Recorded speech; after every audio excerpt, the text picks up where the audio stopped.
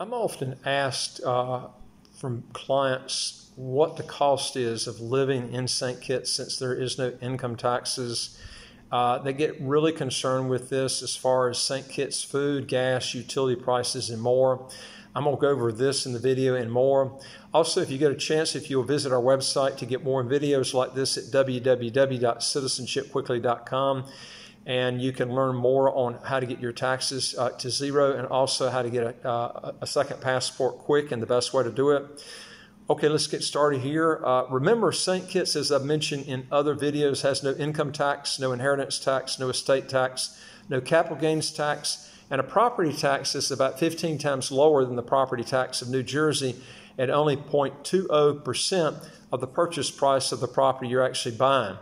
St. Kitts depends a lot on import duties, stamp duties, and the VAT, which, by the way, is not on food and drugs. It's on other items. Even with no income taxes and almost no property tax, St. Kitts has managed to keep its cost pretty low on other items if you know how to do it with the following figures that I'm going to give you. First of all, these quotes that I'm actually going to give you here are for St. Kitts prices and not Nevis prices, because St. Kitts is lower for many reasons, mostly because there's an extra duty freight going to Nevis when things are shipped in. I've got a separate video you can look on our website on the difference between St. Kitts and Nevis and why St. Kitts is a lot cheaper across the board on everything, and appreciation is a lot better on real estate. Let's look at electricity, number one. For me, my electricity runs me about 30 to 60 US dollars a month, depending on the time of year. But remember, I don't use AC and I don't use a hot water heater because I actually stay cool by taking cool showers. The water's never really freezing cold, so you know that's a way I stay cool. Also, I've got a gas stove, which you know I use that only for my stove for the gas, but that keeps my bill down quite a bit by having that. My water bill, number two, is my water bill runs me about 7 US dollars a month. And number three, my internet runs me 42 US dollars a month. Number four, my cell phone bill runs me about $37 a month. Number five, my gas tank is about 56 US dollars, and it will last me about 3 to 4 years. No joke, my gas tank lasts forever. It's incredible the cost on that. And that's for heating the stove there. And number six is I spend about 15 to 20 US dollars actually in gas. Actually, it takes me out about 3 months because everything's so close to where I live, and I use my bike a lot. St. Kitts is not like a huge metropolitan city. The whole city is like 3 or 4 blocks. So you can go downtown and get everything done, so you don't spend a lot of money in gas. Now, the cost of gas is higher in St. Kitts than the U.S., but not the amount that you spend, because everything is so close that you end up not hardly spending any money on gas at all. Food runs me about 300 to 400 US dollars a month, but I don't drink alcohol, and I don't eat a lot of, I do eat a lot of local fruits and vegetables. I do get some imported foods, but I don't eat things like beef and pork and things like this, mostly fruits and vegetables. And I do eat quite a bit of seafood. And number 8 is there is no property tax on cars or boats like in the USA, so that's totally exempt. So you save a lot from that. Dental care, number 9, is actually free if done in the government medical clinics, and you're at least 60 years old and you're a citizen of St. Kitts. And number 10 is medical is almost totally free if you're a St. Kitts national at least, and you're at least 62 years old. And the care is done in a St. Kitts hospital.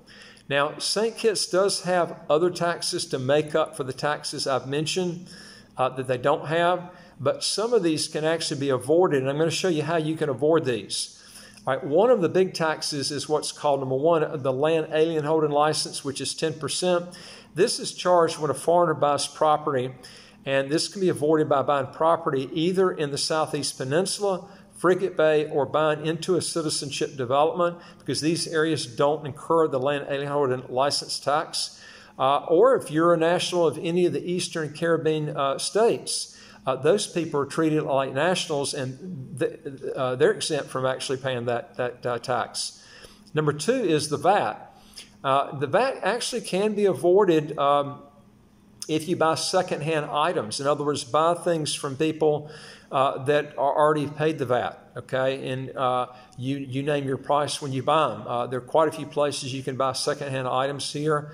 SK and Vibes has a big website. You can buy a lot of things secondhand. And you avoid the VAT on that because you're buying directly from the person.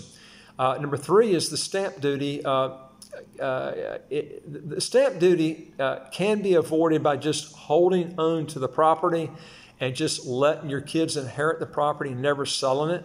That's one way you can actually avoid it, and that's 10% of the selling price of the property, and the seller usually typically pays for that. That's in the law for the seller to pay for that. And number 4 is, what about import duties? Okay, now there is a way you can actually avoid that too. Personal belongings and vehicles imported to St. Kitts will be charged an extra, or actually called an import duty, around 30% of the value of the items. Now, you can get an exemption from this import duty if you apply for first arrival privileges. So there is a way you can actually avoid that. We like St. Kitts especially, though, for several reasons. Number 1 is, and I always tell people to look for this, not just for the cheapness and the tax situation, but St. Kitts, if you're looking for a real safe passport, it allows dual citizenship. And I tell people, folks, this is so important to get with a country on your second passport that allows dual citizenship. You don't want to relinquish your other passport to get a new one, because I'm going to tell you, that's your lifeline. If you've got a problem or something like this with the government where you're living, and you don't have a second passport, you got a problem, because if they cancel that passport, they choose not to renew it, you got a real problem, because in the other country that you went to, you can't renew cedulars, you can't renew residencies.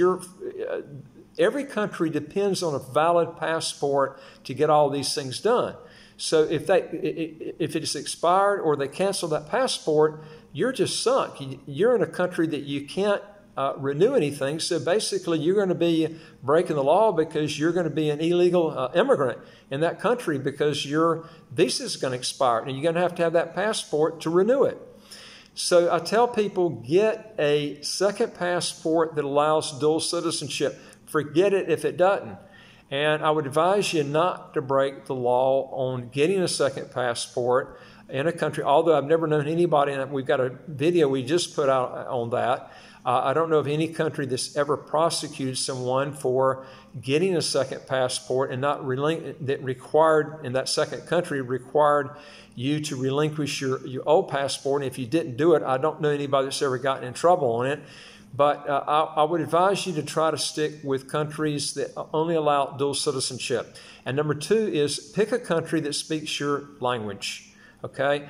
I can't tell you how much of a problem it was when I lived in Panama, and I couldn't speak Spanish fluently. And even if you learn it pretty fluently, you're never going to have probably a real fluent tongue, and you're going to be viewed as an outsider, and you're going to struggle a lot. And I'm going to tell you something too, just trying to solve a problem on a simple utility bill and calling and trying to get someone that speaks fluent English, and most of the time they don't speak fluent English, you struggle so much, and it costs you so much time.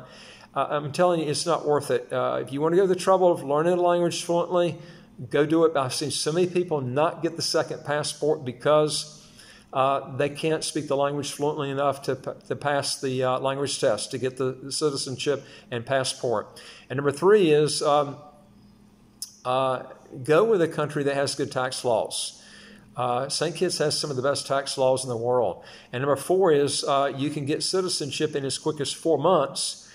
With St. Kitts with no residency requirements. I've seen people go out 10, 15, 20 years and never get the passport they were supposed to get in 5 years by doing residency by investment. It's a lot easier to do a citizenship by investment than residency by investment. I would advise you to go that route. Number 5 is, don't go with countries that have military requirements to get in there. It's you're risking your life. Why do it when you can go with a country that doesn't have that requirement? And number 6 is pick a country that's going to be good on your health. I put this at the very top. St. Kitts has the second lowest air pollution rate of any country in the world. I saw this on the internet. It truly is probably the cleanest place I've ever been. The air is very clean all the time. I notice that when I come in from flights right off the tarmac. I'll come in from a place like the Philippines or some place that's polluted, and man, it's just so nice to have clean air when you get off the plane. And number 7 is, I would pick a place that has no taxes. I'd ask for the red carpet, and I see so many people out there that don't do it. Pick a country that has no income taxes, no capital gains taxes, no estate taxes, no inheritance taxes, no income tax on rental income, almost zero property tax, and that will give you free medical care, free dental care. And I just went over that just earlier. I mean, you would think this would be impossible, but this just goes to show you how much these other countries waste your money. You can get it in St. Kitts. This is the unique thing about this country. It's been able to manage its money. Now, you can do it through a smaller country a lot more efficient than you can a bigger country. This is one reason that they're able to do this. But you can do this if you stick with the government clinics in St. Kitts, and you got to be certain ages too. If you're not those certain ages, you can still get the care, the dental care, and the medical care very cheap. I mean, appointments like $30 US, $25 US to have an appointment if you're under those ages. So you can get your costs down very, very low. The U.S. has some of the highest medical care costs of any place in the world. Another key thing that a lot of people overlook is number 8 is the wage that the average minimum wage worker earns is $11.80 an hour as of May 2019 in the USA. But St. Kitts is only $3.33 an hour, which is great if you're self-employed.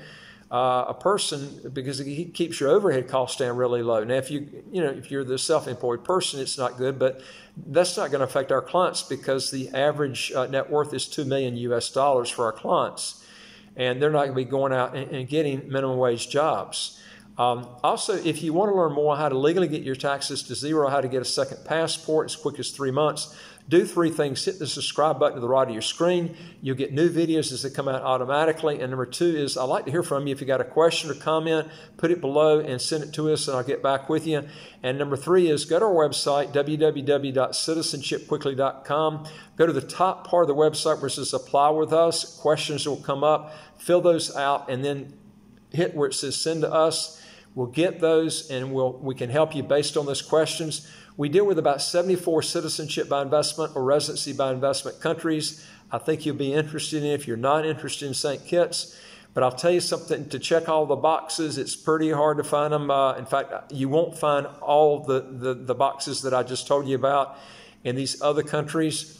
So this is something you really have to think about. If you want all of those boxes I mentioned, St. Kitts is the place to go, and you have to make that decision. But we do deal with other countries if you want to go with those countries, and you can see those countries on our website, or go to youtube.com and put in citizenshipquickly.com, or you can email us, and we'll actually send you a list of all the videos so you can see them and go through them individually. And I look forward to talking to you on the next video. Take care.